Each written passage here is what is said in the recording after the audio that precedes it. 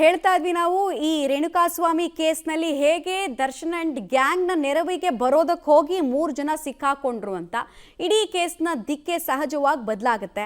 But ಇಲ್ಲಿ ಅನೇಕ ಪ್ರಶ್ನೆಗಳು ಕಾಡ್ತಾ ಇದೆ. ಈಗ ಸಪ್ರೇಟ್ ಆಗಿ ಇದು FIR ಆಗುತ್ತೆ, ನೆಕ್ಸ್ಟ್ ಬರ್ತಾ ಬರ್ತಾ ಚಾರ್ಜ್ ಶೀಟ್ ಕಂಬೈನ್ ಆದಾಗ ಈ ಕೇಸ್ನಲ್ಲಿ ಈ ಸಾಕ್ಷಿ ನಾಶ ಯತ್ನದ ಕೇಸ್ ಎಷ್ಟು ಗಂಭೀರವಾಗಿ ಕೋರ್ಟ್ ನೋಡುತ್ತೆ, ಮತ್ತು ವಿಟ್ನೆಸ್ಗಳ ಪ್ರೊಟೆಕ್ಷನ್ಗೆ ಸರ್ಕಾರ ಇರಬಹುದು, ಪೊಲೀಸ್ ಇಲಾಖೆ ಇರ್ಬೋದು, ಯಾವ ರೀತಿ ಇನ್ನೂ ಹೆಚ್ಚಿನ ಜವಾಬ್ದಾರಿಗಳನ್ನು ತಗೊಳ್ಬೇಕಾಗತ್ತೆ. ಯಾಕಂದರೆ ಈ ಕೇಸ್ನಲ್ಲೇ ನೋಡಿ 262 ಜನ ಸಾಕ್ಷಿಗಳಿದ್ದಾರೆ. ಅದರಲ್ಲಿ ಮುಖ್ಯ ಸಾಕ್ಷಿಗಳಂತೂ ಒಂದು 80-90 ಅಂತ ತಗೊಂಡ್ರು ಕೂಡ ಅವರೆಲ್ಲರೂ ಕೂಡ ಹೆದರಲ್ವಾ? ಇದೆ ಭಯ ಬೀಳಿಸುವಂತಹ ವಿಚಾರ. ಈ ಬಗ್ಗೆ ಮಾತನಾಡೋದಕ್ಕೆ ನಮ್ಮ ಜೊತೆಗೆ ನಿವೃತ್ತ ಪೊಲೀಸ್ ಅಧಿಕಾರಿಯಾಗಿರುವಂತಹ SK ಉಮೇಶ್ ಸರ್ ಇದ್ದಾರೆ. ಸರ್ ನಮಸ್ಕಾರ, ಕಾರ್ಯಕ್ರಮಕ್ಕೆ ಸ್ವಾಗತ.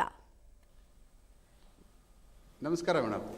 ಸರ್, ದರ್ಶನ್ ಅಭಿಮಾನಿಗಳೇ ದರ್ಶನ್ಗೆ ಮುಳುವಾಗ್ತಾ ಇದ್ದಾರಾ ಅಂತ, ಕೆಲ ಅಭಿಮಾನಿಗಳ ಕಾರಣಕ್ಕೆ ದರ್ಶನ್ ಬೇಲ್ ಕನಸು ಕಮರಿ ಹೋಗ್ತಾ ಇದೆಯಾ ಅಂತ ಅನ್ಸುತ್ತೆ. ಅದೇನೆ ಇವಾಗ ಏನಾಗ್ತಾ ಇತ್ತು ಪಾಪ, ಅಂದರೆ ಸ್ಟಾರ್ಟಿಂಗಿಂದ ಹಿಡಿದು ಒಂದೊಂದೇ ಏನು ಆಗಬಾರ್ದಾಗಿತ್ತು ಈ ಪ್ರಕರಣದಲ್ಲಿ, ಏನು ಆಗಬಾರದು ಅಂತ ಯಾರೋ ಅವರ ಅಭಿಮಾನಿಗಳು ಬಯಸ್ತಾ ಇದ್ದಾರೋ ಅದನ್ನೇ ಒಂದೊಂದಾಗಿ ಅವರೇ ಮಾಡ್ಕೊಂಡು ಹೋಗ್ತಾ ಇದ್ದಾರೆ. ಪ್ರಾರಂಭದಿಂದನೂ ಸಹ ಅವರು ಅರೆಸ್ಟ್ ಆದಾಗಲೇ ಇರ್ಬೋದು, ಜೈಲಿಗೆ ಹೋದಾಗಲೇ ಇರ್ಬೋದು, ಜೈಲು ಒಳಗಡೆ ಇರ್ಬೋದು, ಜೈಲಿಂದ ಆಚೆ ಬೇಲ್ ಮೇಲೆ ಬಂದಾಗಲೇ ಇರ್ಬೋದು, ಮತ್ತು ಬೇಲ್ ಕ್ಯಾನ್ಸಲ್ ಆದದ್ದೇ ಇರ್ಬೋದು, ಮತ್ತು ಇವಾಗ ಟ್ರೇಲ್ ಫಿಕ್ಸ್ ಆದದ್ದೇ ಇರ್ಬೋದು. ಟ್ರೇಲಲ್ಲಿ ಇವಾಗ ನಡೆಯುವಂಥ ಭಾಳ ಪ್ರಮುಖ ಘಟಕದಲ್ಲಿ ಇಂಥದ್ದೊಂದು ಪ್ರಕರಣಗಳು ಸಾಕ್ಷಿದಾರಗಳು ಎದುರಿಸುವಂಥ ದಿಟ್ಟಿನಲ್ಲಿ FIRಗಳು ಆಗ್ತಾ ಇದ್ದಾವೆ ಅಂದಾಗ ಕೋರ್ಟ್ಗಳ ಗಮನಕ್ಕೆ ತೀರಾ ಅತ್ಯಂತ ಗಮನಾರ್ಹವಾಗಿ ಗಮನವನ್ನು ಸೆಳೆದು ಬಿಡ್ತಾವೆ ಇವು. ಆ ಕಾರಣಕ್ಕೋಸ್ಕರನೇ ತಾವು ಹೇಳಿದಾಗೆ ಸತ್ಯ ಇದು. ಅವನ ಇರ್ತಕ್ಕಂಥ ಸುತ್ತಮುತ್ತ ಇರ್ತಕ್ಕಂಥವ್ರೆ ಇವ್ರಿಗೇನೆ ಷಡ್ಯಂತ್ರಗಳನ್ನ ರೂಪಿಸ್ತಾ ಇದ್ದಾರಾ ಅಂತ ಅನ್ನುವಂಥದ್ದು ಸಹ ಒಂದ್ಸಾರಿ ಎಲ್ಲೋ ಸಂದೇಹ ಬಂದ್ಬಿಡ್ತದೆ. ಆ ಕಾರಣಕ್ಕೋಸ್ಕರನೇ ಈ ಥರ ಯಾವುದೇ ವಿಚಾರಣಾ ಕಾಲದಲ್ಲಿ ನ್ಯಾಯಾಲಯದಲ್ಲಿ ನಡೆಯುವಂಥ ಸಮಯದಲ್ಲಿ ಸಾಕ್ಷಿದಾರಗಳನ್ನ ಬೆದರಿಸುವಂಥದ್ದು, ಸಾಕ್ಷಿದಾರಗಳನ್ನ ಕರ್ಕೊಂಡು ಹೋಗುವಂಥದ್ದು, ಸಾಕ್ಷಿದಾರಗಳಿಗೆ ಆಮಿಷಗಳನ್ನ ಒಡ್ತಕ್ಕಂಥದ್ದು, ಸಾಕ್ಷಿದಾರಗಳಿಗೆ ಎದುರಿಸಿ ಅವ್ರನ್ನ ಊರು ಮಾಡುವಂಥದ್ದು, ಮತ್ತು ಅವರಿಗೆ ಹಲ್ಲೆಗಳನ್ನ ಮಾಡ್ತಕ್ಕಂಥದ್ದು ಇವರ ಕೇಸಿಗೆ ವ್ಯತಿರಿಕ್ತ ಪರಿಣಾಮ ಉಂಟಾಗಿ ಈ ಒಂದು ಕೇಸಿನ ದಿಕ್ಕೆ ಬದಲಾವಣೆ ಆಗುವ ಎಲ್ಲ ಸಾಧ್ಯತೆಗಳು ಆಗುತ್ತೆ ಅಂತವ್ರೆ. SK ಉಮೇಶ್ ಸರ್, ಈಗ ಈ ಪ್ರಕರಣದಲ್ಲಿ ಸಪ್ರೇಟ್ FIR ಆಗಿದೆ, ಈಗ ಇದರಲ್ಲೂ ಚಾರ್ಜ್ ಶೀಟ್ ಆಗುತ್ತೆ. ಸೊ ಕಂಬೈನ್ ಮಾಡ್ತಾರ ಎರಡೂ ಪ್ರಕರಣದ ಚಾರ್ಜ್ ಶೀಟ್ ಅನ್ನ? ಯಾಕಂದ್ರೆ ಇವರೆಲ್ಲ ಬೆದರಿಕೆ ಹಾಕಿರೋದು ಇನ್ನೊಂದು ಪ್ರಕರಣದ ಸಾಕ್ಷಿಗೆ. ಹೇಗಾಗತ್ತೆ ಇದು ಪ್ರೊಸೀಜರ್, ಹೇಗೆ? ಹೌದು ನೋಡಿ, ಈಗ ಆ ಪ್ರಕರಣವನ್ನು ನಾವು ಮ್ಯಾಜಿಸ್ಟ್ರಿಯಲ್ ಟ್ರೇಲ್ ನಡೆಯುವಂಥ ಕೇಸ್ಗಳು ಅವು ಸೆಷನ್ಸ್ ಕೋರ್ಟಿಗೆ ಬರಲ್ಲ. ಅದು ಪೂರ್ಣ ಪ್ರಮಾಣದಲ್ಲಿ ಸಾಬೀತಾಗಬೇಕು. ಈಗ FIR ಆಗಿದೆ, FIR ಆದ ತಕ್ಷಣವೇ ನಾವು ಅದನ್ನು ಒಂದು ಪ್ರಕರಣ ಅಂತ ಅನ್ನುವಂಥದ್ದು, ದೊಡ್ಡ ಪ್ರಕರಣ ಅಂತ ಅನ್ನುವಂಥದ್ದೆಲ್ಲ ತನಿಖಾ ಕಾಲದಲ್ಲಿ ಏನು ನಮಗೆ ಸಿಗುತ್ತೆ, ಮಹತ್ತರವಾದಂಥ ಸುಳಿವುಗಳು ಸಿಗಬೇಕಲ್ಲ, ಮತ್ತು ಸಾಕ್ಷ್ಯಾಧಾರಗಳು ಸಿಗಬೇಕು.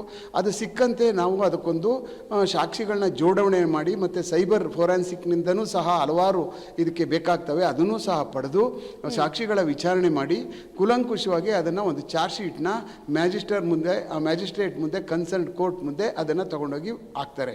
ಅಂದರೆ ಇದಕ್ಕೆ ಟೈಮ್ ತಗೊಳುತ್ತೆ, ಭಾಳ ಅತ್ಯಂತ ಬೇಗ ಆಗ್ಬಿಡುತ್ತೆ ಅಂತ ಹೇಳುವಂಗಿಲ್ಲ. ಅದರದ್ದೇ ಆದಂಥ ಟೈಮ್ ತಗೊಳ್ತು, ಅದು ತನಿಖೆಯಾಗಿ ಅದು ಅಲ್ಲಿಗೆ ಹೋಗ್ತದೆ. ಬಟ್ ಅದರ ರೆಕಾರ್ಡ್ಗಳನ್ನ, ಕಾಪಿ ಆಫ್ ದ ಡಾಕ್ಯುಮೆಂಟ್ಗಳನ್ನ ತಂದು ನ್ಯಾಯಾಲಯಕ್ಕೆ ಈ ಒಂದು ಅರ್ಜಿ ಹಾಕಿ ಆ ಒಂದು ದಾಖಲಾತಿಗಳನ್ನ ಈ ಸೆಷನ್ಸ್ ಕೋರ್ಟಲ್ಲಿ ನಡೀತಾ ಇರ್ತಕ್ಕಂಥ ಟ್ರೇಲ್ ಏನು ನಡೀತಾ ಇದೆಯಲ್ಲ, ಆ ಟ್ರೇಲ್ ನಡೀತಾ ಇರ್ತಕ್ಕಂಥ ಕೇಸ್ಗೆ ದಾಖಲಾತಿಗಳನ್ನ ಪ್ರಾಸಿಕ್ಯೂಷನ್ ಸೈಡ್ ಅವರು ಕೊಡ್ತಾರೆ. ಆ ಕಾರಣಕ್ಕೋಸ್ಕರನೇ ನೇರವಾಗಿ ಅದು ಇಲ್ಲಿಗೆ ಬಂದು ಸೇರುವಂಥ ಪ್ರಮೇಯ ಇರಲ್ಲ, ಅದು ಬೇರೆ ಟ್ರೇಲ್ ನಡ್ಕೊಂಡು ಹೋಗ್ತದೆ. ಈ ಟ್ರೇಲ್ಗೆ ಆ ಸಾಕ್ಷ್ಯಾಧಾರಗಳನ್ನ ತಂದು ಒದಗೋದ್ರಿಂದ ಈ ನ್ಯಾಯಾಲಯ ಈಸ್ ಎನ್ಲೈಟೆಂಡ್.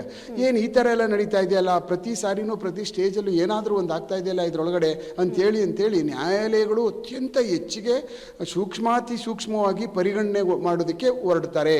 ಆ ಕಾರಣಕ್ಕೋಸ್ಕರನೇ ಇಂಥ ಪ್ರಮುಖ ಪ್ರಕರಣ ಅಂದ್ರೆ ಸರ್, ಈಗ ಅಕಸ್ಮಾತ್ ಈ ಪ್ರಕರಣದಲ್ಲಿ ಪ್ರಮುಖ ಸಾಕ್ಷಿಗಳು ಉಲ್ಟಾ ಹೊಡೆದ್ರು ಇನ್ಮುಂದಕ್ಕೆ, ಈ ಪ್ರಕರಣ ಪ್ರಾಸಿಕ್ಯೂಷನ್ನ ನೆರವಿಗೆ ಬರೋ ಸಾಧ್ಯತೆ ಇದೆ, ಅರ್ಥಾತ್ ದರ್ಶನ್ಗೆ ಮುಳುವು ಮಾಡೋ ಸಾಧ್ಯತೆ ಇದೆ ಅಂತ ಹಂಗಂತ ಅರ್ಥ ಮಾಡ್ಕೊಳ್ಬೋದಾ? ಯಾವುದೇ ಸಾಕ್ಷಿದಾರಗಳನ್ನ ನಾವೇನು ಇವಾಗಲೇ ನ್ಯಾಯಾಲಯಗಳ ಮುಂದೆ ನಾವು 164 ಮಾಡಿಸಿರ್ತೀವಿ, ಮತ್ತು ನಾವುಗಳು ಅದು ಒದಗಿಸಿರ್ತೀವಿ ಈಗಾಗಲೇ ಚಾರ್ಜ್ ಶೀಟ್ ಒಳಗಡೆ ಭಾಳ ಪ್ರಮುಖ ಸಾಕ್ಷಿದಾರಗಳು ಅಂದ್ಬಿಟ್ಟು ಅಂತ. ಅವರು ನ್ಯಾಯಾಲಯದ ಮುಂದೆ ನುಡಿಲೇಬೇಕು, ಹೇಳಲೇಬೇಕು. ನ್ಯಾಯಾಲಯದ ಕಟಕಟಲ್ಲಿ ನಿಂತ್ಕೊಂಡು ಏನು ತನಿಖಾ ಕಾಲದಲ್ಲಿ ನಮಗೆ ಸಹಕಾರ ಮಾಡಿದಾರೋ, ಏನು ಹೇಳಿದಾರೋ ಅದ ಅಕ್ಷರ ಸಹ ಅವರು ಎಲ್ಲೂ ಏನು ಒಂದು ಚೂರು ಅದಕ್ಕೆ ಚ್ಯುತಿಬಾರ್ದಂತೆ, ನ್ಯಾಯಾಲಯಕ್ಕೆ ಯಾವುದೇ ಥರವಾದಂಥ ಸಂದೇಹ ಬರದಂತೆ ಅದನ್ನು ಹೇಳಬೇಕು. ಹೇಳಿದಾಗ ಈ ಕೇಸ್ಗಳು ಯಾವುದೇ ಕೇಸ್ಗಳೇ ಆಗಲಿ ಸಾಬೀತಾಗೋಕ್ಕೆ ಅದು ಪ್ರಾರಂಭ ಆಗುತ್ತೆ. ನ್ಯಾಯಾಲಯದಲ್ಲೇ ಗೊತ್ತಾಗ್ತಾ ಇರ್ತದೆ ಒಳ್ಳೆ ಎವಿಡೆನ್ಸ್ ಬರ್ತಾ ಇದೆ ಅಂದ್ಬಿಟ್ಟು ಅಂತ. ಅದಾದಮೇಲೆ ನ್ಯಾಯಾಲಯಗಳಲ್ಲಿ ಏನು ಮಾಡ್ತಾರೆ ಅಂದರೆ, ಕೆಲವಷ್ಟು ಸಾಕ್ಷಿದಾರಗಳು ಎಲ್ಲ ಪೂರ್ಣ ಪ್ರಮಾಣದ ಸಾಕ್ಷಿಗಳನ್ನ ಮೊದಲನೇದಲ್ಲಿ ಪ್ರಾಸಿಕ್ಯೂಷನ್ ಸೈಡಲ್ಲಿ ನಮ್ಮ ಪರ ಹೇಳ್ತಾರೆ, ಅಂದರೆ ಪ್ರಾಸಿಕ್ಯೂಷನ್ ಪರವಾಗಿ ಹೌದು ಎಲ್ಲ ನೋಡಿದೆ ಅಂತ. ಆದರೆ ಕೊನೆಗೆ ಅವ್ರು ಅಡ್ಮಿಟ್ ಮಾಡ್ಕೊಳ್ಳೋಕೆ ಕ್ರಾಸ್ ಎಕ್ಸಾಮಿನೇಷನಲ್ಲಿ ಹೊರಟುಬಿಡ್ತಾರೆ. ಹೌದು ಅಲ್ಲಿ ಹೋಗಿದ್ರ, ಇಲ್ಲ ಸ್ವಲ್ಪ ಏನೋ ನಡೀತಾ ಇತ್ತು, ಗುಂಪುಗಾರಿಕೆ ಇತ್ತು, ಅದು ಸರಿಯಾಗಿ ನೋಡಲಿಲ್ಲ ಹೀಗೆ ಅಂತೇಳಿ ಅವ್ರಿಗೆ ಇಂಥ ಸಾಕ್ಷಿಗಳಿಗೆ ಏನು ಮಾಡ್ತಾರೆ, ಬೇರೆಯವ್ರು ಯಾರಾದರೂ ಅಕಸ್ಮಾತ್ ಏನಾದರೂ ಅವ್ರ ಮೇಲೆ ಪ್ರಭಾವ ಬೀರಿ, ಬೇರೆ ಏನಾದರೂ ಹಣದ ಪ್ರಭಾವನೋ ಮತ್ತು ಬೇರೆ ಇನ್ಯಾವುದೋ ಪ್ರಭಾವ ಬೀರಿದಾಗ ಏನು ಮಾಡ್ತಾರೆ, ಇಲ್ಲ ಅಂದರೆ ಭಯದಿಂದನೋ ಇನ್ಯಾವುದೋ ಕಾರಣಾಂತರದಿಂದನೋ ಅವರು ಆಸ್ಟೈಲ್ ಆಗೋದಕ್ಕೆ 50% ಆಸ್ಟೈಲ್ ಆಗ್ಬಿಡ್ತಾನೆ ಅವನು. ಆ ಕಾರಣಕ್ಕೆ ಅಂಥ ಪ್ರಕರಣಗಳಲ್ಲೂ ಸಹ ಹಲವಾರು ಕೇಸ್ಗಳಲ್ಲಿ ನಾವು ಶಿಕ್ಷೆಗಳನ್ನ ತಗೊಳ್ಳೋದು ಕಷ್ಟ ಆಗ್ತದೆ. ಆದರೆ ಸರ್ಕಮ್ಸ್ಟೆನ್ಷಿಯಲ್ ಎವಿಡೆನ್ಸ್ಗಳು ಮತ್ತು ಏನು ಸೈಂಟಿಫಿಕ್ ಏನು ಈಗಾಗಲೇ ನಾವು ಕಲೆಕ್ಟ್ ಮಾಡಿರ್ತಕ್ಕಂಥ ಸಾಕ್ಷ್ಯಾಧಾರಗಳಿರ್ತಾವಲ್ಲ, ಅವುಗಳು ಭಾಳ ಅತ್ಯಂತ ಹತ್ತಿರ ರುಜುವಾತ್ ಮಾಡೋದಕ್ಕೆ ಪ್ರಯತ್ನ ಪಡ್ತಾ ಇರ್ತವೆ ಮಮತಾ ಅವರೇ. ಸರ್, ಇದರಲ್ಲಿ ಬಹಳ ನನಗೆ ಮೆಚ್ಚಬೇಕು ಅಂತ ಅನ್ಸಿದ್ದು ಸಂದೀಪ್ ಅವರ ಧೈರ್ಯನ ಸರ್. ಯಾಕಂದರೆ ತುಂಬ ಸಲ ಏನಾಗುತ್ತೆ ಅಂದರೆ, ನಾನು ಸತ್ಯ ಹೇಳೋಕ್ಕಿಂತ ನನ್ನ ಪ್ರಾಣ ಉಳಿದ್ರೆ ದೊಡ್ಡದು ಅಂತ ನಾವು ಅಂದ್ಕೊಳ್ತೀವಿ. ಸತ್ಯಕ್ಕಿಂತ ಪ್ರಾಣ ದೊಡ್ಡದು ಅಂತ ಒಂದು ಕಾಮನ್ ಮ್ಯಾನ್ ಪರ್ಸ್ಪೆಕ್ಟಿವಲ್ಲಿ ನಾವು ಯೋಚನೆ ಮಾಡ್ತೀವಿ. ಬಟ್ ಇಲ್ಲಿ ಈತ ಧೈರ್ಯ ತೋರಿಸಿದ್ದಾನೆ. ಇದೇ ಧೈರ್ಯನ ನಾವು ಎಲ್ಲ ಸಾಕ್ಷಿಗಳು ಹೇಳ್ತಾರೆ ಅಂತ ಎಕ್ಸ್ಪೆಕ್ಟ್ ಮಾಡೋಕ್ಕಾಗಲ್ಲ. ಸೊ ನನ್ನ ಪ್ರಶ್ನೆ ಇರೋದು, ಪ್ರಾಸಿಕ್ಯೂಷನ್ ಇರ್ಬೋದು, ಪೊಲೀಸ್ ಇಲಾಖೆ ಇರ್ಬೋದು, ಪ್ರಮುಖ ಸಾಕ್ಷಿಗಳನ್ನು ಸೆಕ್ಯೂರ್ ಮಾಡೋ ಕೆಲಸ ಹೇಗೆ ಮುಂದಕ್ಕೆ ಇನ್ನೂ ಜಾಸ್ತಿ ಮಾಡಬೇಕು ಅಂತ ಅನ್ಸುತ್ತೆ ನಿಮಗೆ? ಹೌದು, ಈ ಥರ ಪ್ರಕರಣಗಳಲ್ಲಿ ನೋಡಿ ಸಾಮಾನ್ಯವಾಗಿ ಏನಾಗುತ್ತೆ, ಅಷ್ಟೇಲ್ ಆಗ್ತಕ್ಕಂಥವ್ರೇ ಜಾಸ್ತಿ. ಇಲ್ಲ ಯಾವುದೋ ಒಂದು ಪ್ರಭಾವ ಬೀರಿ ಅವರು ಎಲ್ಲೋ ದೂರದಲ್ಲಿ ಅವರು ಬಂದು ಕೋರ್ಟ್ಗಳಲ್ಲಿ ಬಂದು ಅಷ್ಟೇಲ್ ಆಗಿಬಿಡ್ತಾರೆ.